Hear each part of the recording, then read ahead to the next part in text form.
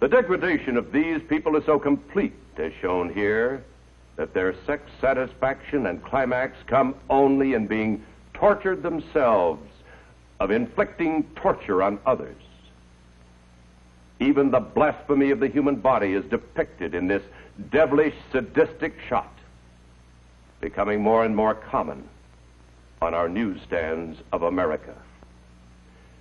Seldom have you been in a supermarket without brushing by the news rack with the so-called men's adventure magazines, where with word and picture, lust and violence filled pages devoured by juvenile eyes. It would seem that publishers of this material deliberately print these magazines, in the parlance of the narcotic, to hook the adolescent into the knowledge of the unnatural.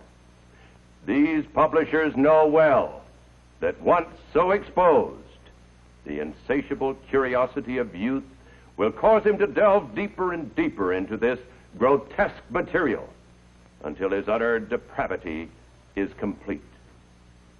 All of you have heard of mail order obscenity. The problem is graphically illustrated by these advertisements, all of which were clipped from this one copy of a single girly magazine.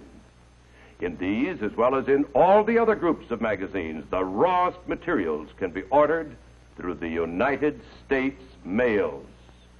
And thus, newsstand publications create a market for illustrated, hardcore pornography.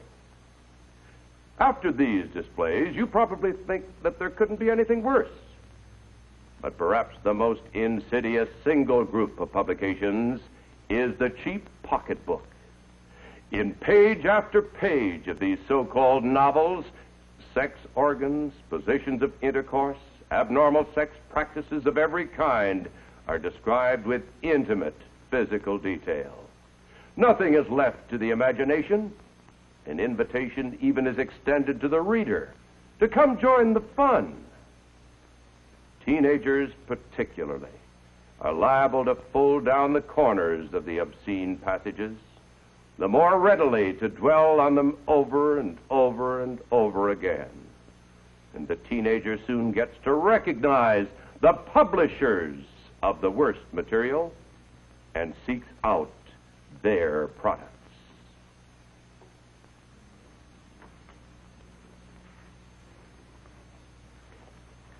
This is a book typical of many.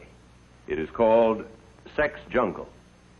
I would like to read you a passage from this book, not because it is particularly obscene, but because it portrays a philosophy that is aimed at our young people. This philosophy is not just in this book, but through all of this material. A 16-year-old boy, member of a gang, has just clubbed an old man in the course of a robbery, and he's thinking back over his accomplishment. Maybe he would die. That would mean I had murdered him. I smiled, trying the idea on for size. One of the things that always had cheesed me a little was that I had no kills to my credit. I'd been in plenty of rumbles, but somehow I'd never cooled anyone. Well, maybe now I'd have my first one. I couldn't feel very proud of sculling an old man, but at least I could say that I'd scored. That was a big kick. What are we alive for except to grab all the kicks we can? Sex, that's a kick. Sure, a damn good one. A guy can't ever get enough of that. Drinking, that's another kick. An okay kick. Marijuana, sure. M's good, too, if you don't let it get the upper hand with you. Heroin, H. There was something to be said for that. I'd tried it. But horse isn't such a good kick because it takes more than it gives. And before long, you use it and you don't get any kick. There were others. Rape. That was a kick that I'd tried a couple times. It makes you feel real big to grab a girl, rip her clothes off, and take her. The way I figure it, you get kicks from what you do to other people. If you take something from a girl that she values, you've gained something. Or at least that's the way I look at it. I'm brainier than a lot of gang guys. I spend a lot of time thinking. Maybe I should have been a professor. The way I thought it out, taking a girl's cherry's a hell of a gratifying thing. And so is murder. That was one kick I hadn't experienced yet. Taking life, that's living big. Only I wasn't happy about doing it this long, drawn-out way. An old man slowly dying. There wasn't much kick in that. But sticking a knife into a guy, twisting upward, that must be something. End of quote.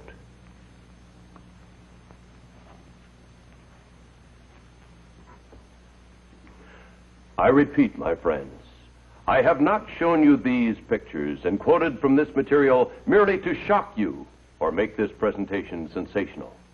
It is only to show what is openly available on your newsstands.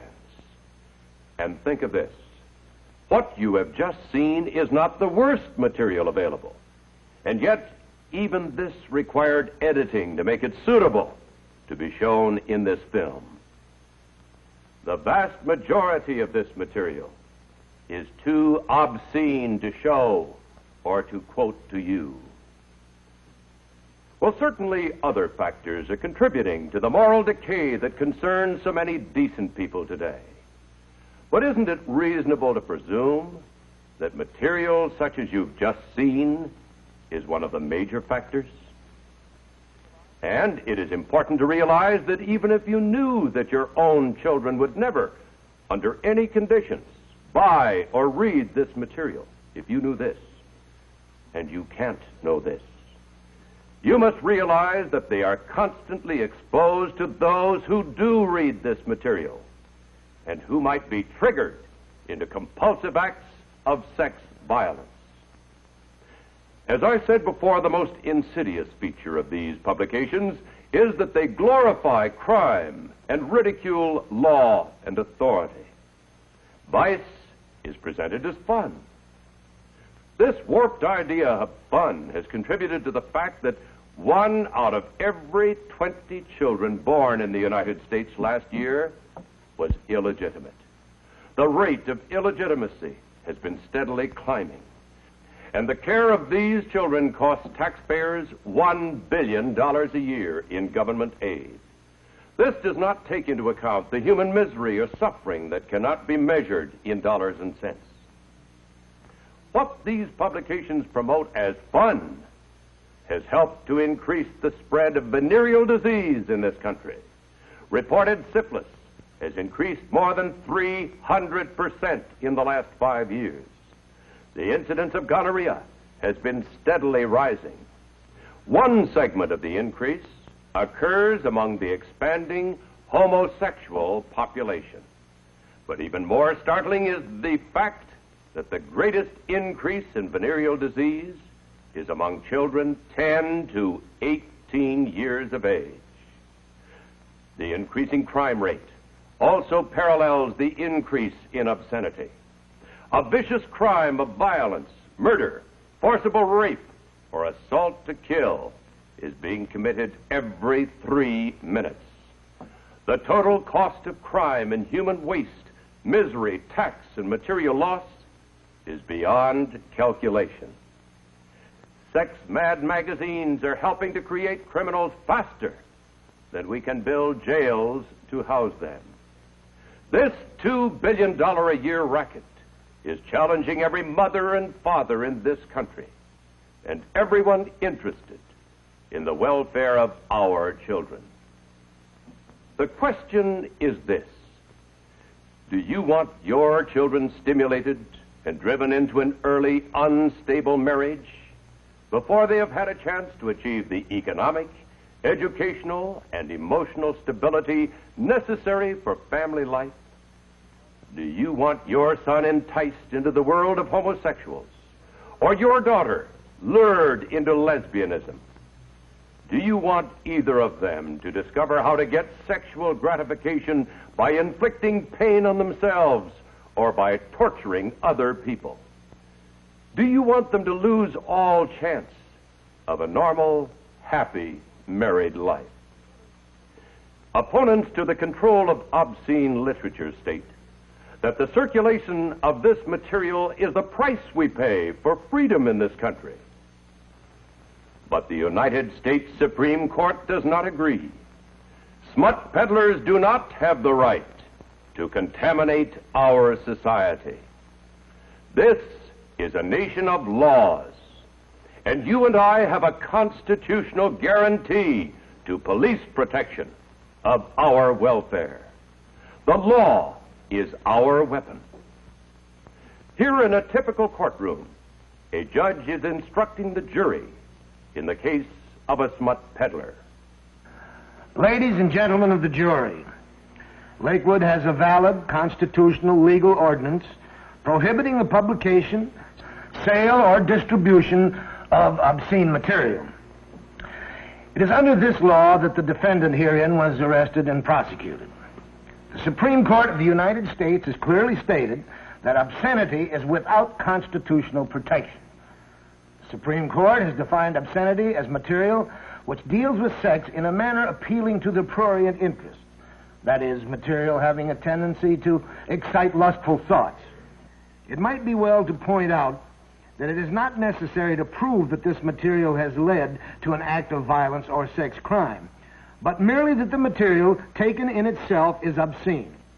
The test is whether, to the average person applying contemporary community standards, the dominant theme of the material taken as a whole appeals to the prurient interest. If material meets this test, it is without the constitutional guarantees of freedom of press and speech. Now you, the jury, must apply the test of obscenity to the material distributed by this defendant.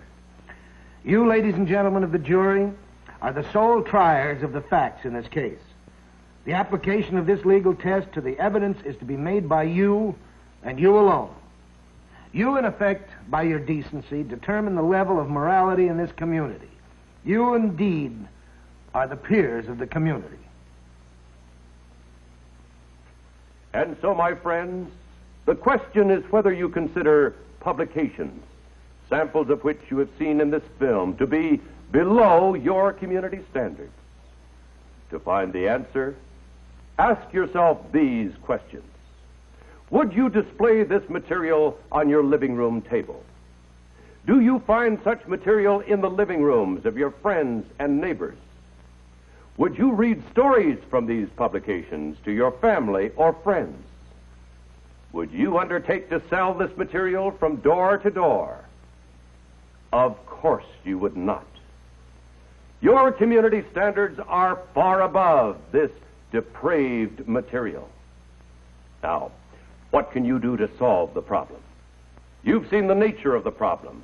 You've heard the legal solution.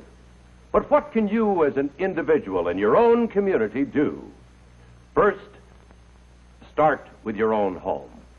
Check your own reading and the reading matter coming into your home for your entire family. Remember, children can be contaminated by magazines brought into the home by adults. Second, promote good reading. Encourage children to use the library. Good books and magazines will help build positive values that are a protection against obscenity. Third, check neighborhood outlets that display pocketbooks and magazines, grocery stores, newsstands, malt shops, everywhere from the corner drugstore to the barber shop.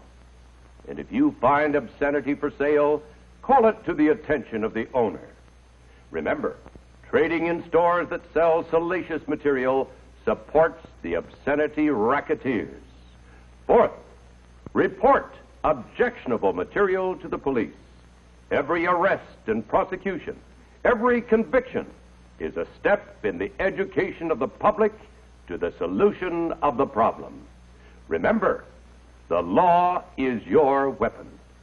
Fifth, write letters of commendation to police, prosecutors, other public officials, and to the newspapers whenever they take action against obscenity. Such letters and other direct contacts inform the public officials how high your community standards are. Sixth, form a committee for decent literature within your fraternal, civic, or religious organization. This committee will keep your own organization informed and active against this plague of filth. Form a Citizens for Decent Literature group in your community. Such a community organization will awaken people to the problem.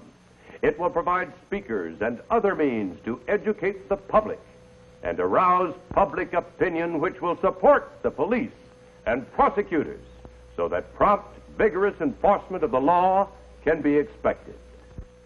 Information and advice on the organization of a Citizens for Decent Literature unit can be obtained by writing to CDL, Box 12, Cincinnati, Ohio.